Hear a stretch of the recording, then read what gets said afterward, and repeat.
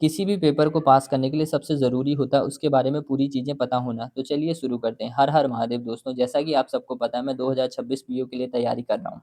तो आइए जानते हैं क्या होता है पीओ का एग्ज़ाम, क्या होता है इसका सिलेक्शन प्रोसेस और क्या एलिजिबिलिटी क्राइटेरिया है और इस पोस्ट के लिए हमें कितने अटेम्प्ट मिलते हैं। दोस्तों पीओ एग्ज़ाम 3 होते हैं, IBPS PO, SBI PO and RRB PO. लेकिन आज हम जो बात करेंगे वो सिर्फ़ और सिर्फ़ आईबीपीएस पीओ की करेंगे। आईबीपीएस का फुल फॉर्म होता है institute of banking personal selection. अब बात करते हैं इसकी एलिजिबिलिटी क्राइटेरिया की। तो सबसे पहले एलिजिबिलिटी में हमारा आता है क्वालिफ़िकेशन। क्वालिफ़िकेशन जो हमारी माँगी जाती है ग्रेजुएशन माँगी जाती है, किसी भी यूनिवर्सिटी से वो हो सकती है, ठीक है। अब बात करें तो ऐज की बात होती है। ऐज आईबीपीएस पीओ की जो ऐज माँगी जाती है वो 20 से 30 साल के बीच में माँगी जाती है और ये मैं आपको जनरल कैटेगरी की बता रहा हूँ, ठीक है। अब आता है number of attempt. Number of attempt इसमें कोई फिक्स नहीं होती। जैसे एसबीआई में क्या होता है जनरल को सिर्फ़ 4 अटेम्प्ट मिलते हैं। आईबीपीएस में ऐसा कुछ नहीं है। आईबीपीएस में कोई लिमिट नहीं होती अटेम्प्ट की जब तक कि आपकी ऐज है, ठीक है, जो भी आपको एज में रिलैक्सेशन मिला आप इसमें अटेम्प्ट दे सकते हैं। अब इसके सिलेक्शन प्रोसेस की बात कर लेते हैं। आईबीपीएस पीओ, आईबीपीएस पीओ में पहले हमारा क्या होता है प्रीलिम्स होता है, फिर हमारा मेंस होता है एंड फिर इंटरव्यू होता है इसका।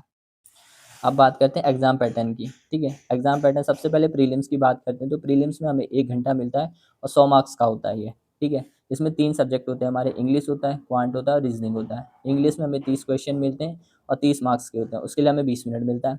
क्वांट में हमारे 35 क्वेश्चन होते हैं, 35 मार्क्स के होते हैं और इसके लिए भी हमें 20 मिनट मिलता है। रीज़निंग की बात करें तो रीज़निंग में हमें 35 क्वेश्चन मिलते हैं, 35 मार्क्स के होते हैं और इसके लिए हमें 20 मिनट मिलता है।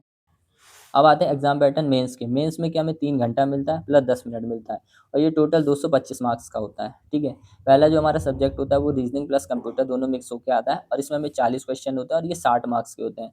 इसके लिए हमें जो समय मिलता है वो 50 मिनट का मिलता है। फिर दूसरा जो सब्जेक्ट आता है इसमें हमारा डेटा इंटरप्रिटेशन आता है, जिसके 35 क्वेश्चन होते हैं, 50 मार्क्स होते हैं और 45 मिनट इसके लिए हमें मिलता है। फिर आता है हमारा इंग्लिश। इंग्लिश में हमें क्या 35 क्वेश्चन मिलते हैं, 40 मार्क्स के होते हैं और 40 मिनट इसके लिए हमें मिलता है। फिर आता है हमारा जीके। जीके के लिए हमें 35 क्वेश्चन होते हैं, 50 मार्क्स के होते हैं और इसमें हमें जो टाइम मिलता है वो 25 मिनट का मिलता है। फिर आता है हमारा डिस्क्रिप्टिव एसे। डिस्क्रिप्टिव एसे में 2 क्वेश्चन होते हैं हमारे, वो होते हैं 25 मार्क्स के टोटल और इसके लिए हमें 30 मिनट मिलता है। अब बात करते हैं इसमें सैलरी की एंड करियर ग्रोथ की, ठीक है। अगर मेंस हमारा क्लियर हो जाता है और सारी चीज़ें इंटरव्यू वगैरह हमारा क्लियर हो जाता है तो हमें जो इसमें सैलरी मिलती है आईबीपीएस पीओ की बेसिक सैलरी 48,480 होती है। लेकिन सारे टीए, डीए और भी बहुत सारी चीज़ें मिला कर के हमारी जो इन हैंड आती है 71,000 से 85,000 के बीच में आती है, ठीक है।